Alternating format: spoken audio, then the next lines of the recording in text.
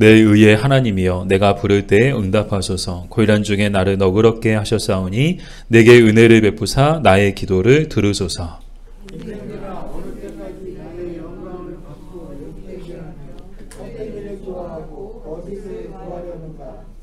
여호와께서 자기를 위하여 경건한 자를 택하신 줄 너희가 알지어다. 내가 그를 부를 때에 여호와께서 들으시리로다.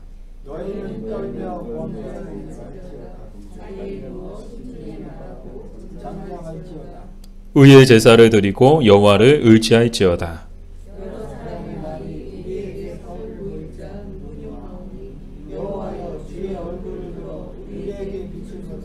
주께서 내 마음에 두신 기쁨은 그들의 곡식과 새 포도주가 풍성할 때보다 더하니이다.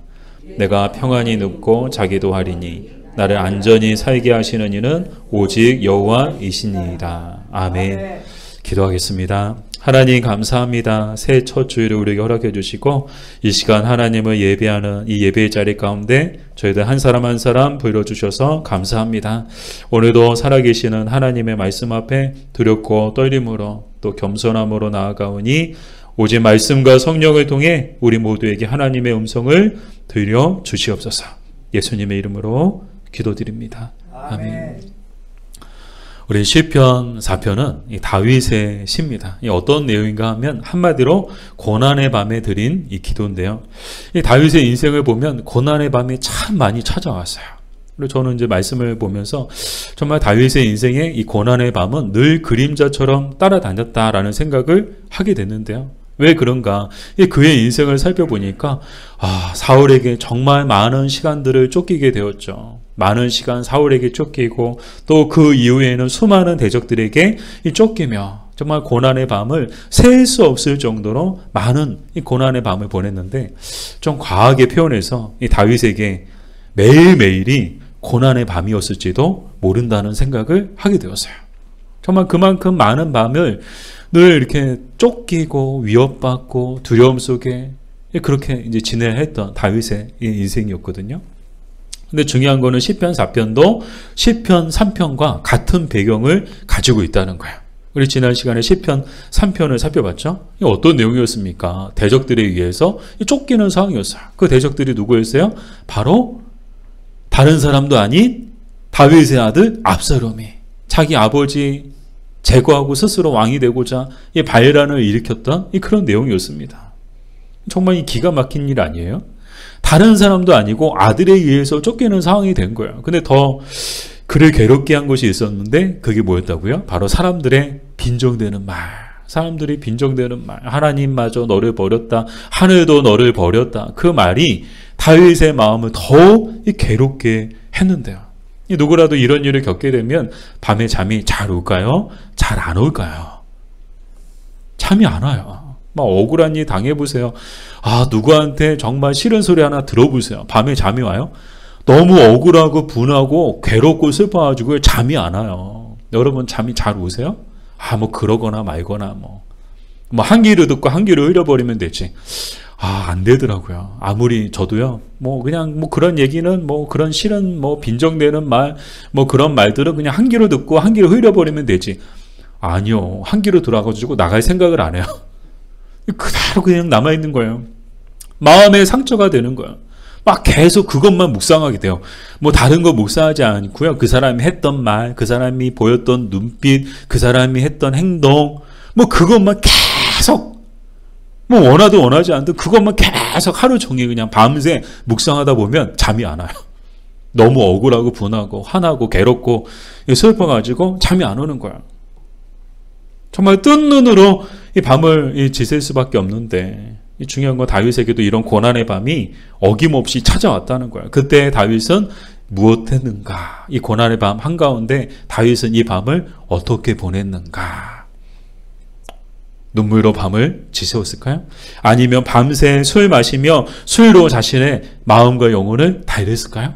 우리 1절 말씀인데 우리 1절 말씀을 같이 한번 읽어볼게요. 내 의의 하나님이여 내가 부를 때 응답하소서. 고난 중에 나를 너그럽게 하셨사오니 내게 은혜를 베푸사 나의 기도를 들으소서. 아멘. 이 고난의 밤에 다윗은 뭐 했어요? 기도했다는 거야. 하나님께 기도하는데 하나님께서 자신의 기도를 들으시고 자신에게 은혜를 베풀어 주시게 간절히 기도했다는 거야. 이렇게 기도한 이유가 뭘까요?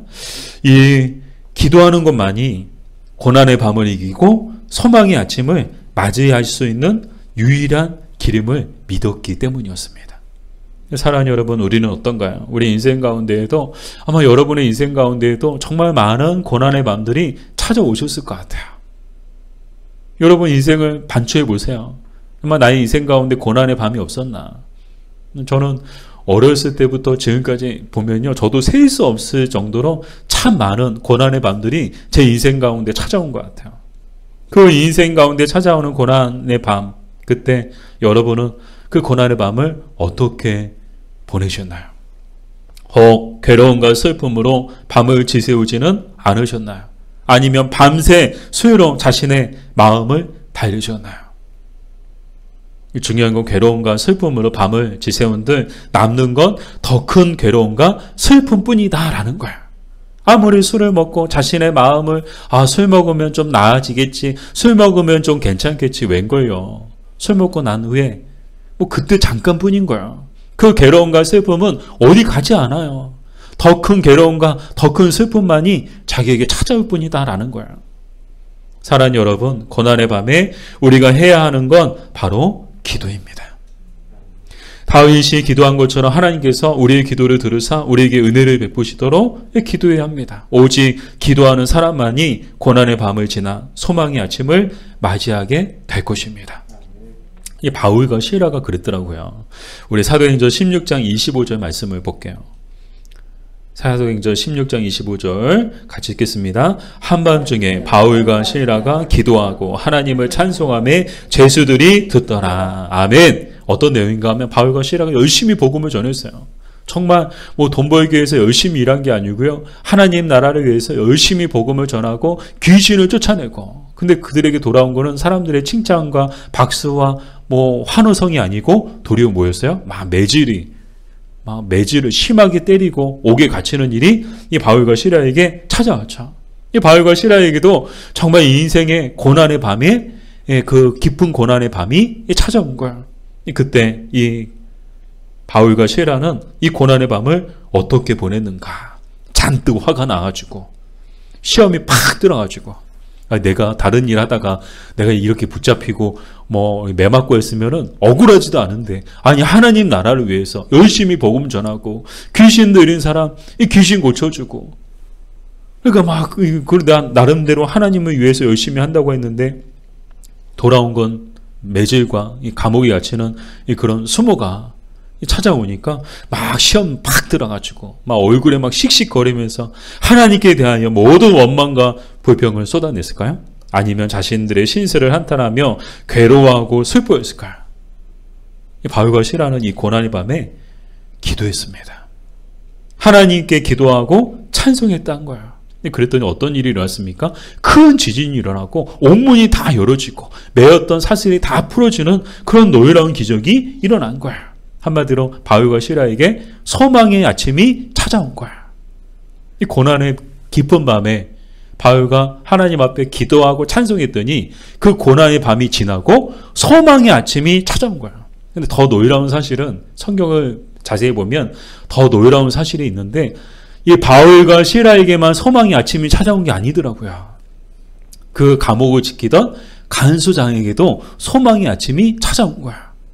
자, 이렇게 바울과 시라는 자유의 몸이 됐어요. 그러나 정말 그 모습을 보면서 정말 스스로 목숨을 끊으려고 했던 사람이 있었는데, 그 사람이 누군가 하면 감옥을 지키던, 그때 당시 감옥을 지키던 간수가, 옥문이 열리고 쇠사슬이 다 풀어진 거 보고 죄수들이 없는 걸 보고 나는 죽었다. 그 당시에는 자기가 지키던 그 죄인들이 탈옥을 하게 되면 그 벌을 간수에게 물었거든요. 그러니까 때로는 사형에 처해지기도 했어요.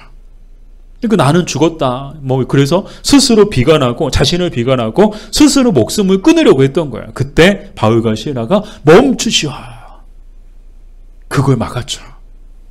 그랬더니 이 간수가 깜짝 놀라면서 이 바울과 시라에게 어떻게 해야 구원을 받을 수 있냐고 묻자, 바울과 시라가 이 간수에게 했던 유명한 말, 여러분 아세요? 주 예수를 믿으라. 그리하면 너와 내 집이 구원을 받으리라. 아멘. 이 말을 한 거예요. 그리고 간수는 바로 그 자리에서 예수를 믿고 이 구원을 받는 놀라운 역사가 일어나죠. 그리고 이 바울과 시라를 자신의 집으로 데려가 맞은 자리를 깨끗이 이제 막 이렇게 약 발라주고 치료해주고 가족들이 다 이 바울과 시라에게 세례를 받고 음식을 차려가지고 큰 기쁨이 이 가족에게 이 집안에 임했다는 거야. 와, 바울과 시라에게만 소망의 아침이 찾아온 게 아니고 이 간수와 그의 온 가족이 다 소망의 아침을 맞이한 거예요.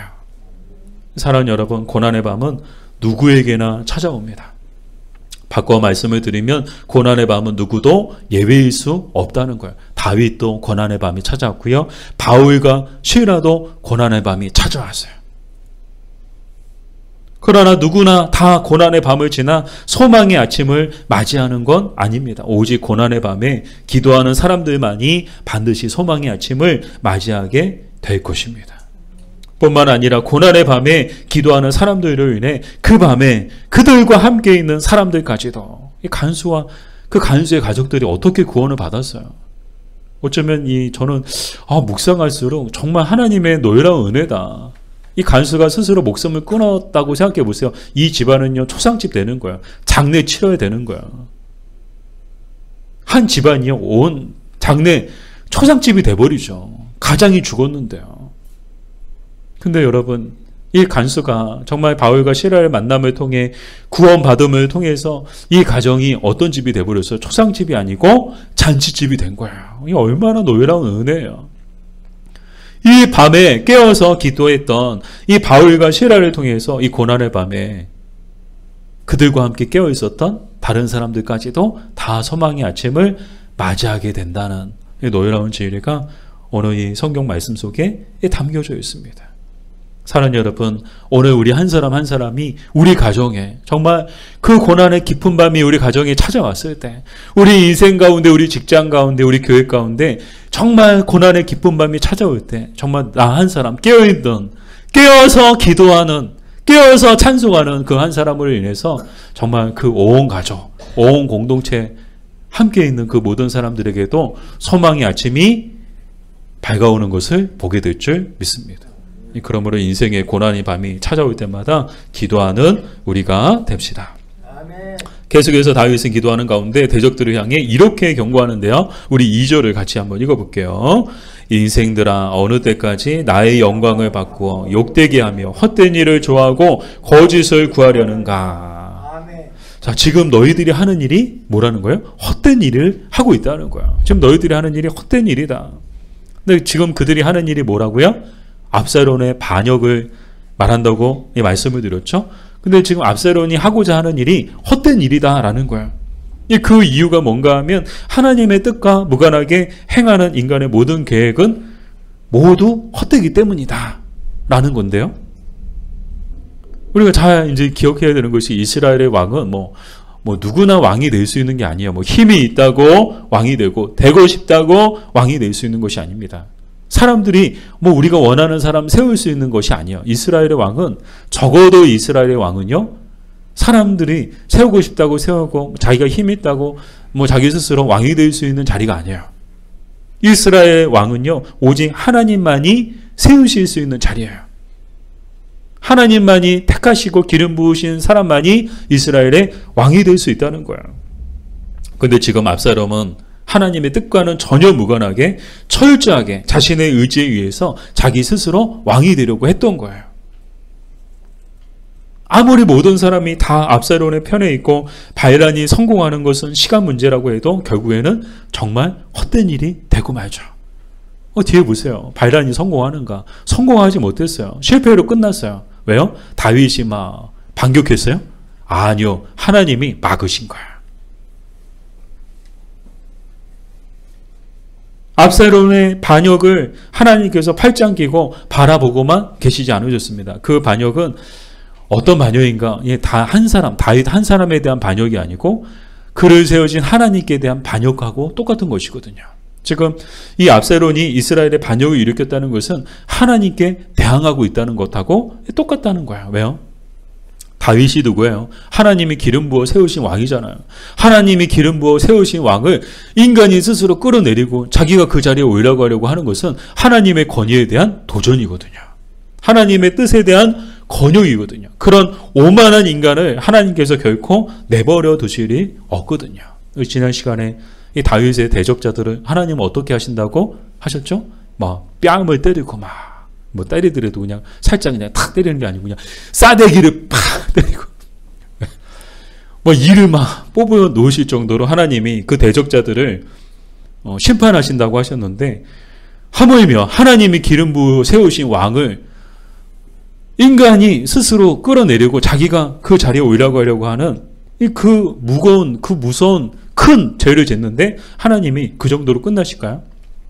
죄가 무거운 만큼 하나님의 형벌도 무거울 것입니다.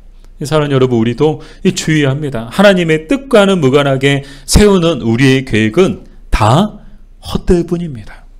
아무리 철저하고 치밀하게 계획을 세운다 해도 그 계획의 성패는 우리에게 있지 않고 하나님께 있습니다. 우리 인생에 대한 계획도 마찬가지입니다. 우리 잠언 16장 9절인데 같이 읽겠습니다. 사람이 마음으로 자기의 길을 계획할지라도 그의 걸음을 인도하시는 이는 여호와시니라. 아멘. 사람이 아무리 자기 인생에 대하여 크고 위대한 일을 계획하고 뭐 철저하게 준비하고 뭐 그런다 하더라도 그것이 하나님의 뜻과 무관하다면 한마디로 그것은 그 모든 것들은 아무리 노력하고 아무리 애쓰고 아무리 수고해도 다 헛될 뿐이다 라는 거예요. 성경에 보면 에스더에서 나오는 하만이 그랬더라고요. 하만이 누굽니까? 뭐 유다 사람들을 다 남녀노소 가리지 않고 유다 민족을 완전히 말살시키려고 치밀하게 계획을 세운 사람이거든요.